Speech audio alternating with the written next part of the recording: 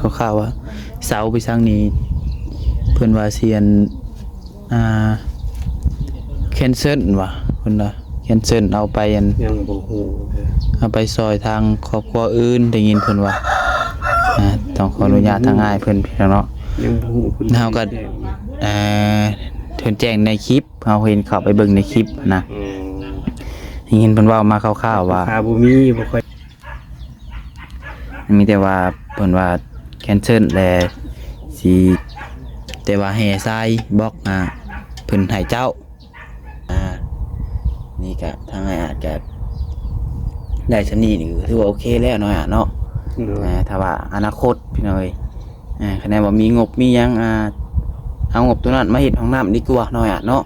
เฮ็ดห้องน้ำคือว่าเกาะอันกระเทิบออกไปเฮ็ดบ่อนนางลิ้นบ่อนดิฉันนั่นแหละพี่น้อยให้มันงามขึ้นกว่าเก่าซ้ำนี่ก็ถือว่าบ่น้อยบ่ใหญ่ได้พี่น้อยผู้ที่อยู่พออยู่2คนเนาะน้องเพิ่นว่าน้องพัดไส้บ่ลงไปใต้น้ำเบาเตียงบ่เพิ่นว่าก็พังเบิ่งพี่น้องเนาะเรื่องลงใต้ลงหยังก็คะแนนว่าทางอ้ายเพิ่นให้ลงไปน้ำน้องพัดไส้ก็อยากลงอยู่พี่น้องอยากลงไปหาประสบการณ์ใหม่ๆพี่น้องเอ้ยก็บ่ได้เคยไปจักเทื่อไปปักเซไปหยังนี่เซโปนก็เคยไปอยู่เทื่อนึงพี่น้องเนาะไปแจกเครื่องแจกของอะไรพี่น้องเอ้ยอาจเคยไปบ่สิปักเซไปฮอดตั้งแต่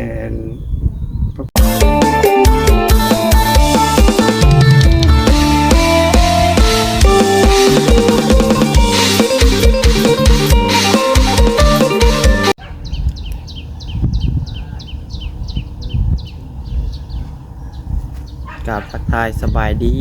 สวัสดีพ่อแม่พี่น้องสบายดีปลาลุงและFCกันเบิดสุขสุคนปัสมองสุบอนว่าซิวฝั่งลาวฝั่งไทยแล้วก็อยู่ทางต่างประเทศนะพี่น้องเนาะกันยินดีต้อนรับเข้าสู่ช่อง YouTube น้องพัดไซChannel อีกคือเก่าเด้อพี่น้องเด้อเนาะมาพบมาพ้อกันกับน้องพัดไซมื้อนี้พี่น้องเนาะก็ได้เดินทางมาทางบ้านทางเรือนของไอ้อาจเพิ่นคือเก่าพี่น้องเนาะมาเมื่อนี้ก็อัปเดตพี่น้องเบิ้งเนาะช่วงเศร้าๆพี่น้องเลยมาจะทำไทยเป็นจังไดนอนบ้านใหม่เดินใหม่คืนแรกเนาะพันยังอยู่บอกพี่น้องเนาะมาเอาเด็กเด็ดทำได้เพิ่นได้มือนี่เนาะเศร้านี้น้องบัดไซเลยตกใจพี่น้องเนาะได้ยินเสียงเพิ่นเทศพี่น้องเนาะเสียงเพิ่นเทศจะคู่เพิ่นเทศคือว่าวันศีลมือนี่เอาแล้วว่ะแม่เพิ่นบ่ได้บอกบ่ว่าวันศีลยันแม่ลืมบ่ว่าพี่ขับรถออกมานอกโคดาเฮือนใกล้พี่น้องเฮือนใกล้เพิ่นใส่บาตรพี่น้องเอ้ยโอ้ยว่าน้องบ่ใส่คือว่าโอ้ยสิบ่ได้ลงแล้วว่าวันศีลคือว่าแม่เพิ่นลืมบอกพี่น้องเนาะตกใจว่าแต่ละศีลน้องบ่ใส่ก็ลงใส่บาตรเนาะก็บ่อยากขาดนะพี่น้องวันศีลแต่ละศีลก็อยากขาดพี่น้องนอกจากว่าจำเป็นยินดีสิบริลงคะแนนว่าแบบว่าเฮาวันนี้เนี่ยชิ้นนอกวันชิ้นกับชิ้นได้ลงทุกชิ้นนั่นแหละพี่น้องเราบัดใจกันเนาะมือใดวันชิ้นนี่กับมืออื่นนี่ไปจ้ะพี่น้องเนาะแอมบูฮูพี่น้องเอ้ยเดี๋ยวทำเมย์เพิ่นก่อนพี่น้องเนาะพี่น้องเอ้ยเนาะรอไลน์มาถึงกับพาพี่น้องเด็กดึงก่อนรอบเศร้าๆนะพี่น้องเนาะจังได้กับพี่น้องเป็นกำลังใจให้เด้อพี่น้องเด้อเนาะไลน์1แชร์เพื่อนกำลังใจน้องปัดไส้พี่น้องเลยเสียงก็เริ่มเปลี่ยนพี่น้องเนาะคือสิบสบายนี่แหละพี่น้องเลยอย่างไรก็สูบพี่น้องเนาะสูบไปพี่น้องเลยตัวบรรยากาศยามเศร้าๆพี่น้องเนาะโอ้ลืมกันเจาะมันมึงพี่น้องเลยเรื่องเศร้าประเด็นมันใดเบิ้งกลับมาพี่น้องเนาะ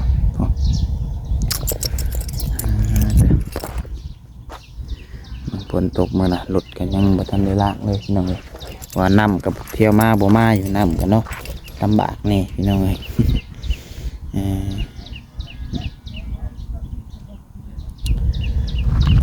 รถมูลคันเดียวพี่น้องเนาะแช่น้ำเข้าตู้เย็นโบแข็งสับคืนก็สิให้มันแข็งใส่ออกเลยเนาะ สาวปูนพี่สั่งครับพี่น้องเอ้ยยังอยู่บอนเก่าอย่างเนาะมีแต่เพิ่นทรายแห่ทรายเทเสามือนั้นหน่อยนึงพี่น้องเอ้ย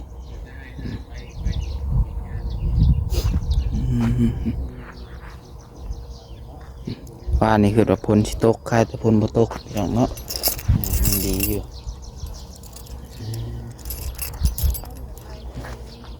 ทางเขาบ่เวียงเพิ่นยังทายอยู่เพียงเนาะให้เป็นทายแล้วก่อนเดี๋ยวเรามาใส่จังสิเข้าไปพี่น้องเนาะโอเคพี่น้องเนาะไป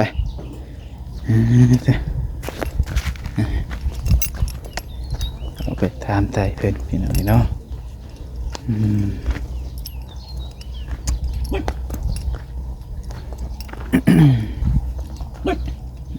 แล้วเราบ่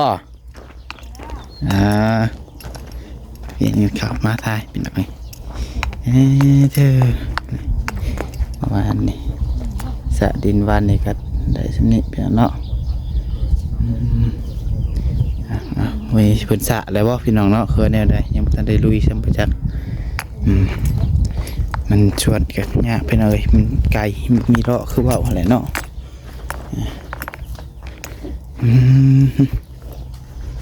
เอาโอ้ยใช้เสียงบ่มีแหละนะ ไปดีเนาะ เกิดเรามีเสียงเลยไปดีไม่ได้กินข้าวกินน้ำได้ฮะ กินข้าวจีแล้วก่อน โอ้ช่วงนี้กินแต่ข้าวจีช่วงนี้เนาะเขาก็ไปซื้อข้าวจีเอาผ่าอยู่แล้วทีแรก เลย ยันซื้อกลับมา ตัวไทยกินข้าวแล้วบ่ ยังทันได้กินซ้ำว่าข้าวมาเล่นนำอัปเดตก่อนจอยจังสิออกไปห้านไปกินข้าวอยู่ห้าน โดนแบนเนี่ย นี่ฮะไปยังก็ บ่ใส่เสื้อ โดนแบน โดนแบนบ่ เจ้าว่ายังก่อนซะ มันแดงไปบ่ใส่เสื้อ ยังสิออกไปกินข้าวอยู่ห้านพู้นแล้ว เดี๋ยวตอนเที่ยงเสียเพอมาผัก ดู เป็นอะไรเมื่อคืนนี่ รับเป็นบ่ฮู้เรื่องเลย รับบ่ฮู้เรื่องเลย รับบ่ฮู้หยังเลย นอนม่วนบ่ นอนม่วนจิบกระตุนกระตูน อ้าวคือเจ็บปวดตึงกระโต เอาเฮ็ดเรียกนี่แหละ นอนม่วนเพราะว่าเจ็บปวดตึงกระโตว่ะ นอนบ่ฮู้เรื่องรับบ่ฮู้หยังเลย เมื่อยบ่วานนี่เมื่อยแห้งเลยนอนจนมันเพลียเนาะ เลย บ่ได้ฟันยังครับ บ่ได้ฝันหยังซ้ำ โอ้ย ตัวสองตัวก็บ่ได้ตัวเดียว บ่ได้ซ้ำตัวเดียวก็บ่ได้ ตัวเดียว อาแล้วไอ้ห่าเอาเลยคิดว่าสิเห็นได้จักช่องโตมือแรงนี่พอสิได้ ได้สองตัวมื้อนี้ได้สองตัวมื้ออื่นได้สองตัวมื้อคืนก็ได้ซื้อเนาะ6ตัวเนาะได้มื้อละสองตัวเนาะ เดี๋ยวบัดนี้เอา3โตบาทนี่ พอยังสองคืนเลยเนาะ เดี๋ยวนอนบันใหม่ขึ้นแรกก็รับคักปัญญางเนาะรับสนิท ฝันยังรับครับสนิท ไม่ได้ฟันยังเลย บ่ได้ฝันยังเลย โอ้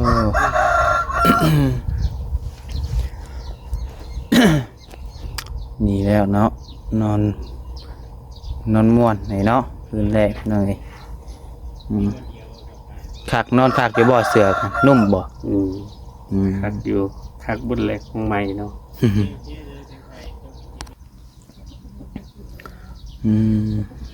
มื้อนี้ยังบ่ทันได้สระซ้ํบ่มื้อนี้ ซาแล้วหน่อยหนึง Ừ. บ่คำเข้ามากันคุยกับบ่คำก็เลยคักแล้วก็ต่อบ่เวียงเข้ามา เอา แล้วก็ต่อน้องก็ไทย เขามีเขาบอกคำสั่งเขามาหาแล้ว มาแต่เช้าหูบ่ โดยบ่คำมาคนหมู่มาถึงเขา ออกเมื่อแล้ว ออกเมื่อแล้วเพิ่นฟ้าวเมียเพิ่นมานำ แล้ว ที่เมียอยู่หน้าสถานหน่อไม้ เลยบอกว่าฟ้าวเมื่อได้บ่คำเอ้ยว่าจังน้อยเลยเมียรักเมื่อไปได้นอนหน้าได้ว่าบ่หยอกเพิ่น โดย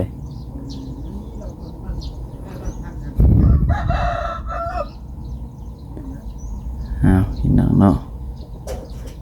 คือว่าดิมามื้อนี้ตอนเช้ากับพี่น้องๆคือว่าไอ้อาทูแล้วบอกคือว่า อันได้ยินทางบ่าวเสียงเพิ่นเว้ามาคร่าวๆว่าเสาไปทางนี้เพิ่นว่าเซียนแคนเซิลว่ะเพิ่นว่าแคนเซิลเอาไปอัน ยังบ่ฮู้เด้อ เอาไปซอยทางครอบครัวอื่นได้ยินเพิ่นว่าต้องขออนุญาตทางอ้ายเพิ่นพี่น้องเนาะ ยังบ่ฮู้พิ่น เฮาก็เพิ่นแจ้งในคลิปเฮาเห็นเข้าไปเบิ่งในคลิปนะ อืม ได้ยินเพิ่นเว้ามาคร่าวๆว่า ราคาบ่มีบ่ค่อยได้เบิ่ง อืม บ่ค่อยได้เบิ่งดอกครับเดี๋ยวนี้แบบบ่มี โดยได้ยินเพิ่นว่าอัน เสานี่เพิ่นสิเอาไปซอยทางครอบครัวอื่นคือว่าบางทีก็เอาไปซอยวัดบ่ก็ยังบ่ฮู้เทื่อตัวนี้เพิ่นว่าเพราะว่าเสานี่มันเสาเฮ็ดเทือนเด้เนาะ เลย มันเสาใหญ่พี่น้องเอ้ยแค่นั้นว่าสิมาต่อเติมมันก็กระเทิบหมอกทางหน้าคือว่าเห็นห้องน้ำนี่มันเฮ็ดบ่ได้เนาะเป็นไปบ่ได้เนาะ เลย ว่ามันใหญ่พี่น้องมันเป็นเสาเฮ็ดเทือนเสาหน้า15ยาว3เมตรเพิ่นว่า3เมตร50ยาวเนาะคะแนนตั้งนี่ก็มันสูงกว่าเทือนแต่นี่เจ้าบ่แล้วเนาะอันว่าตั้งใส่น้ำห้องน้ำมันเป็นหยังกัน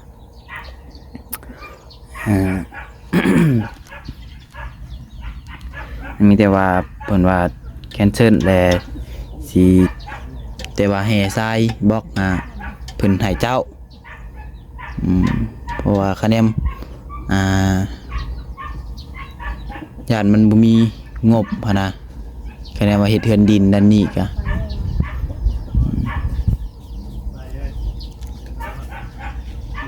ว่าเฮือนไม้นี่มันก็แน่นหนาแล้วเนาะคักแล้ว เลย คือว่าให้อ่านยังอยากได้อยู่บ่เพิ่นดินกะ ก็แล้วแต่เพิ่นที่จังได๋ก็แล้วแต่เพิ่นเพราะว่าผู้ค้าก็ลองขอเพิ่นเนาะเพิ่นให้ก็ได้เพิ่นบ่ให้ก็บ่ได้ก็แล้วแต่ผู้ใหญ่ใจดีแล้วแต่ผู้ใหญ่เพิ่นสิศรัทธาให้นะ โดย เพิ่นบ่ให้เฮาก็สาธุยอมมือนำเพิ่น อืม แต่ตอนนี้ผู้ค้าก็ดีใจแล้วล่ะ เออ โดย เพราะว่าเพื่อนที่บ่เตียงเพิ่นเห็นให้นี่มันก็แน่นหนาทาวรแล้วเนาะ โดย เพราะว่าเว้าขอโทษนำเพียงเนาะนี่มันซ้ำนี่ก็อยู่ได้จนฮอดรุ่นผู้แหละพี่น้องเนาะอีกหลาย10ปีอยู่ดอกบางช่วงเนาะขนาดเถียงนาเพิ่นเฮ็ดธรรมดานี่ก็ยังได้หลายเป็นเท่าใดปีพี่น้องเอ้ยเถียงนาบ่เฒ่านอกบ่ไสนะเพิ่นบ่ได้เฮ็ดคักมาได้ยังอยู่ได้เป็น10ปลายปี20ปลายปีแหละ อันนี้ก็สิทนอยู่ดอกเนาะ เบิ่งดอกที่บ่เที่ยงถ้าบ่ฮู้ได้ยินน้องภาษาไทยแล้วว่า โดย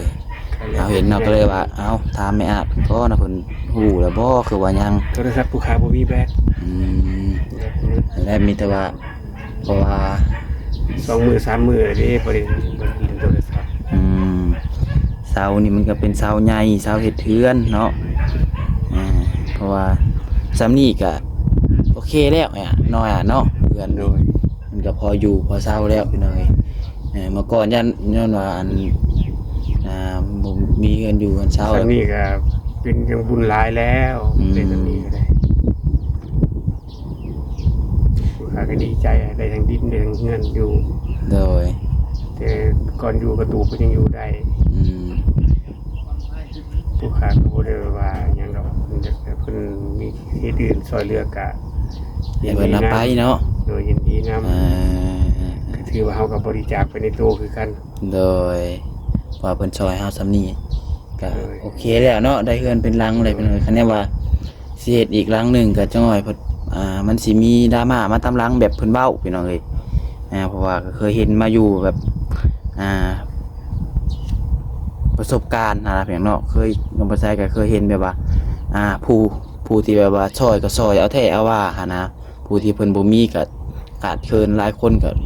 บ่มีอยู่นี่ก็ยังเหมือนไปซอยนั่นนี่หั่นนะถ้าผู้ได้ก็คือว่าได้แท้ๆหั่นนะนี่ก็ทางอาจจะ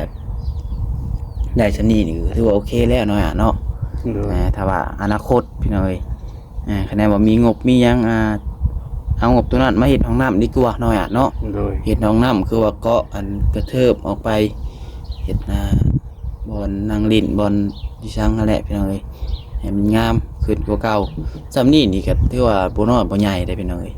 ผู้ ผู้ที่อยู่พออยู่2คนเนาะอ่ะ โดย โอเคแล้วคะแนนว่าเพิ่นมาเอากันอาจก็มีปัญหาหยังเนาะ บ่มีปัญหาหยัง เขา ด้วยความยินดี โดยบ่เป็นหยังเพราะว่า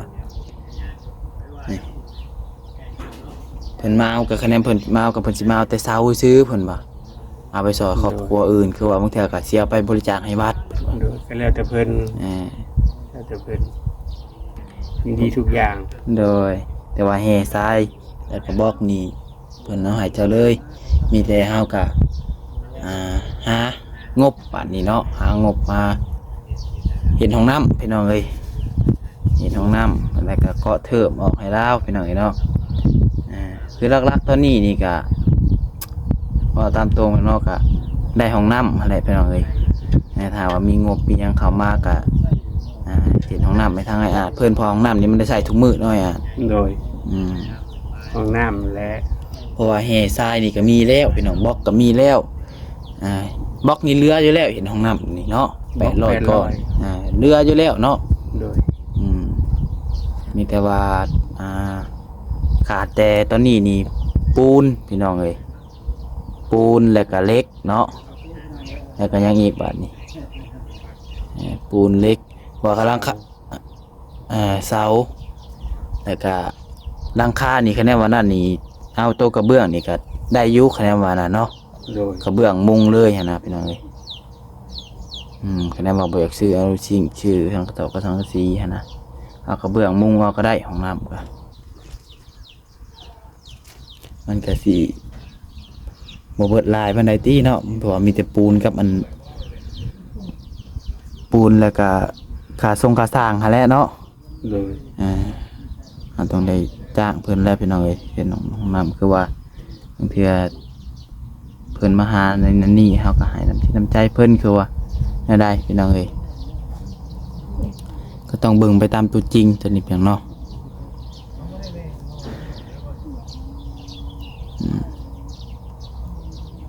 แล้วมันนี่ก็มาบอกไอ้อาจเพิ่นพี่น้องเนาะ หรือขาบ่ฮู้เลย หากระฮู้บ่ หากฮู้ของไทย เฮาก็เห็นคลิปเมื่อคืนนี้เฮาก็นอนเล่นโทรศัพท์นอนไปนอนมาเพิ่นเอ้าเห็นนายเพิ่นลงคลิปว่าแจ้งบอก FC ว่าเนาะเซาเรื่องเฮือนในอาจเฮือนดินนี่น่าจะโมฆะน่าจะบ่ได้เฮ็ดเพิ่นว่าคือว่าคะแนนมันมีงบทางใดมี FC ผู้หลักผู้ใหญ่เพิ่นอยากเฮ็ดให้พี่น้องๆก็อันนี้ก็แต่เพิ่นพี่น้องเอ้ยแต่ว่าคะแนนว่าได้ก็แห่งดีเนาะพี่อาเนาะคันบ่ได้ก็บ่เป็นหยังบ่ บ่ได้ก็บ่เป็นหยัง ได้ ตอนนี้ผู้ค้าก็ดีใจแล้ว นี่ก็แน่นหนาแล้วพี่น้องคือเว้ามา บ่ แล้ว มีที่สุขหัวนอนแล้ว เลยสำนี้มันก็ถือว่าโอเคได้พี่น้องเนาะเมืองสาวจังมือเทให้บักคักๆทาสีสำเฮือนไม้แล้วเนาะสุดสำนี้แล้วเฮ้ย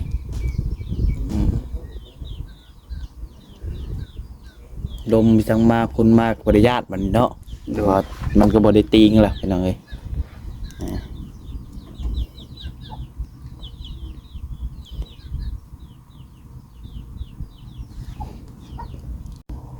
มีแต่ว่าคะแนนว่ามีซีพี่น้องเนาะผู้รักผู้ใหญ่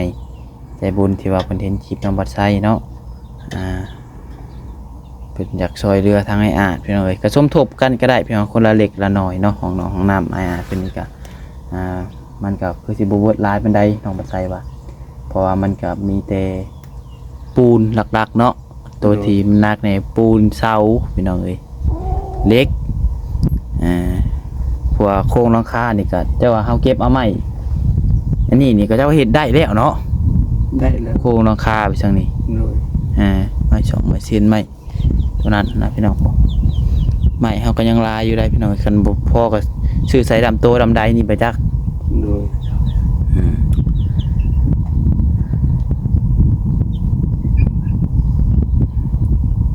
ทางไปใช้ผู้หนึ่งผู้คนมาซอยสะดินบ้านนี่ได้ซะเมื่อได้บ่ เข้าไปในบ้านยังบ่ออกมา โอ้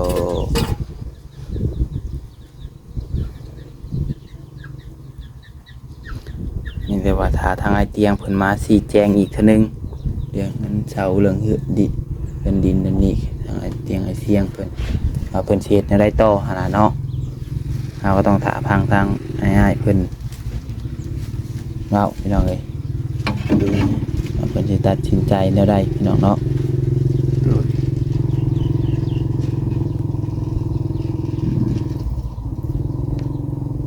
มี FC ถามมาอยู่แต่พี่น้องเอ้ยเนาะเพิ่นว่าน้องพัดไส้บ่ลงไปใต้น้ำเบาเตียงบ่เพิ่นว่าก็พังเบิ่งพี่น้องเนาะเรื่องลงใต้ลงหยังก็คะแนนว่าทางอ้ายเพิ่นให้ลงไปน้ำน้องพัดไส้ก็อยากลงอยู่พี่น้องอยากลงไปหาประสบการณ์ใหม่ๆพี่น้องเอ้ยก็บ่ได้เคยไปจักเทื่อไปปักเซไปหยังนี่เซโปนก็เคยไปอยู่เทื่อหนึงพี่น้องเนาะไปแจกเครื่องแจกของอะไรพี่น้องเอ้ยอาจเคยไปบ่สิปักเซ ไปฮอดตั้งแต่ตัวปากซีอยู่ตัวปากซี เคยไปแต่ดนแล้วบ่ ก็หลายปีแล้ว แต่ว่าไปเวียกไปงานบ่ ไปเวียกหน่อยนึง อันนี้แปลว่าน้องไปเพิ่นไปซอยเรือคนอันนี้เนาะถ้ามีโอกาสน้องปัสไซก็อยากไปอยู่ได้พี่น้องเอ้ยเนาะแต่ก็ติดตามเบิ่งไปนำกันพี่น้องเอ้ย โดย จักอ้ายเพิ่นสิลงมือใดทางไอเตียงก็เนาะได้ยินเพิ่นเว้ามาคร่าวๆอยู่ว่าเพิ่นเล็งให้แล้วเพื่อในอาจนี้แล้วเพิ่นสิลงไปใต้คือว่าเพิ่นนั้นมีเครื่องมาแจกนั่นนี่หลายอย่างหลายแนวเนาะเวียกเพิ่นก็ยังหลายเพิ่นว่าทางนั้นก็ต้องท้าพังเบิ่งตัวจริงพี่น้องเอ้ยจะว่าอีกบ่ดนนี่บ่จัก 2-3 มื้อนี่บ่จักมื้อนี้วันที่หยังแหละมื้อนี้10บ่แม่นบ่ที่10แหละ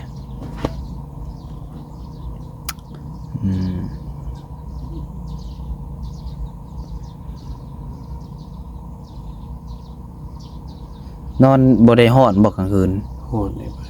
ฮ้อนบ่ โดย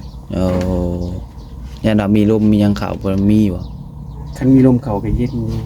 แต่ว่าอัดตู้บ่นอน บ่ บ่ได้อัด บ่ได้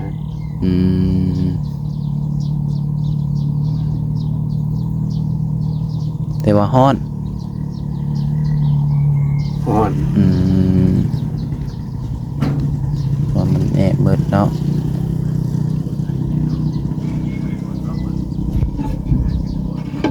เพราะไผเสื้อลายจังก็มีแต่ใส่ได้แต่ใต้ไผบ่ โดย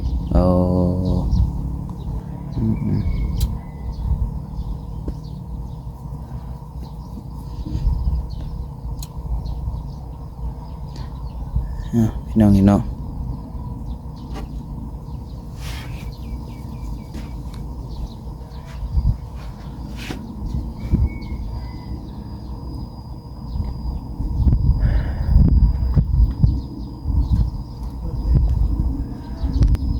จังหน่อยเริ่มแดดนี่สะได้อยู่บ่ดินเนาะ เนาะ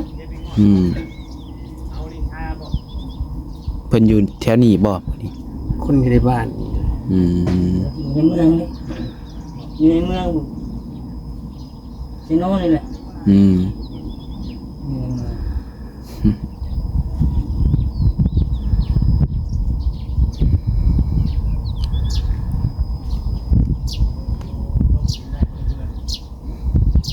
น้ำกองน้ำก้อนมีแล้วบ่ซื้อมา บ่มีเลยเนาะ ยังบ่มีบ่ ยัง ครับมาว่าใส่ก็บ่ได้ซื้อเข้ามาซ้ำพี่น้องเอ้ยยันว่าเพิ่นซื้อมาไว้แต่เช้าเดี๋ยวแล้วซื้อเข้ามาให้อะไรยังบ่ทันมี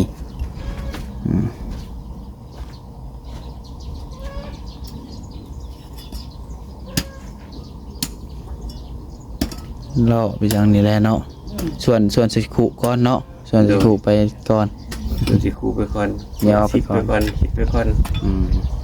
เดี๋ยวถ้ามีบ่มีก็เฮ็ดไปเรื่อย เลย คิดชมเฮาบ่มีแล้วน้องก็ไทย เฮาก็บ่มีเด้ทุนทรัพย์เฮาก็บ่มีเฮาก็เอาแฮงเฮานี่แหละ เลย เอาเฮาอยากได้คันเฮาบ่เฮ็ดก็ยิ่งบ่ได้แม่นแต่ว่า แม่น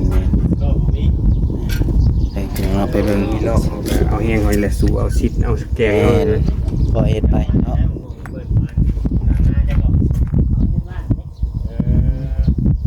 เอาซะเนาะให้ทางอาหารพักผ่อนก่อนไปหาปลาเพิ่นก่อนเนาะ ไปพี่น้องเอ้ย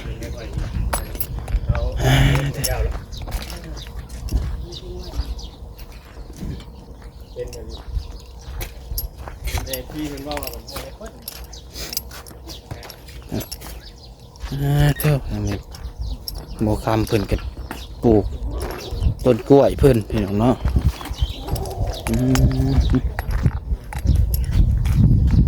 เพื่อได้อยู่ซื่อๆอันนี้เนาะ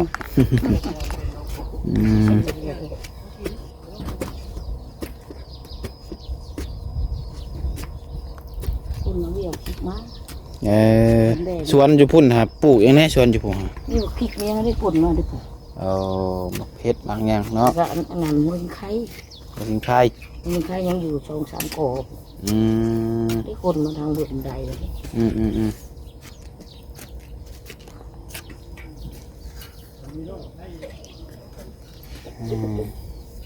กินข้าวแล้วบ่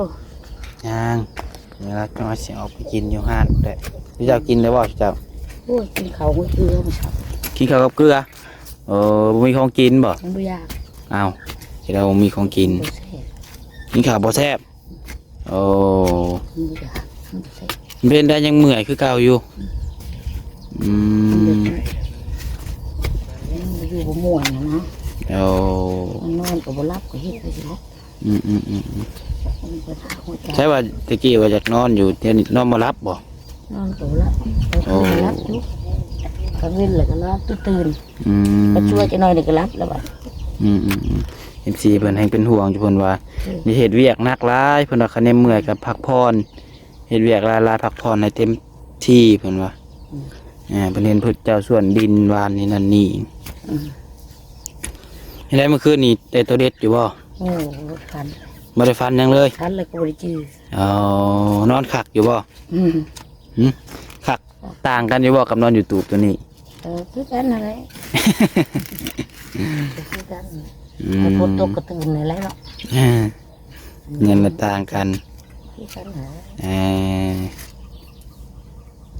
เสือกระนุ่มบ่คักอยู่เนาะเอาพี่น้องเอ้ยให้เพิ่นปลูกต้นกล้วยก่อนเดี๋ยวแล้วพามาเบิ่งทำกันไปเนาะได้เบิ่งเช้าก่อนพี่น้องเอ้ยแต่ฮอนน้องบ่ใส่ไปลืมเอากันช่องมาพี่น้องเนาะนี่เลยพี่น้องเนาะเสาเก้าต้นพี่น้องง่ายเพิ่นเอามากะทางเบิ่งทำการพี่น้องเนาะว่าเพิ่นสิเฮ็ดแนวใดต่อพี่น้องเอ้ยเขาก็มาบอกเพิ่นคร่าวๆไว้ซื่อพี่น้องเนาะเพราะว่าเสานี่คะแนนว่า11ของน้องของน้ำมีหยังกะคือเพิ่นเว้าอะไรพี่น้องเนาะมันใหญ่มันเป็นเสาเฮ็ดเฮือนพี่น้องเนาะมันก็มันสูงตั้งขึ้นนี่ก็ชูงโคตรเพื่อนเล่าผู้แหละพี่น้องเนาะก็เนาะไปเห็ดห้องน้ำคือว่าเกาะออกมาดิครับมันเป็นไปบ่ได้พี่น้องเนาะเสียดายเสาอีกพี่น้องเลยซื้อก็เป็นแม่นถึกๆได้เสานี่เนาะบอกผู้สั่งสักคน700-800พี่น้องเลยโอเคพี่น้องเนาะสำหรับคลิปนี้ก็คือประมาณนี้ก่อนมาแจ้งบอกรอบเช้าพี่น้องเนาะน้องพัชชัยก็เสียขอตัวลาพ่อแม่พี่น้องไปก่อนเด้อเพียงใดเนาะผิดพลาดประการใดก็ต้องขอโทษขออภัยน้ำลายๆพี่น้องถ้าเอาผิดพลาดประการใดพี่น้องเนาะสำหรับคลิปนี้ก็ขอบคุณพ่อแม่พี่น้อง FC เบิร์ดทุกคนที่เข้ามาชมคลิปน้องพัชชัยเด้อเพียงใดเนาะฝากไว้น้องกำลังใจกดไลค์กดแชร์ในพี่น้องเลยถ้ามีผู้หลักผู้ใหญ่อยากช่วยเหลือเข้ามาก็ติดต่อหาทางน้องพัชชัยได้พี่น้องน้องพัชชัยก็ยินดีเป็นสะพานบุญให้ FC พ่อแม่พี่น้องทุกคนพี่น้องเนาะลาไปก่อนแล้วพี่น้องเอ้ยขอกล่าวคำว่าสบายดี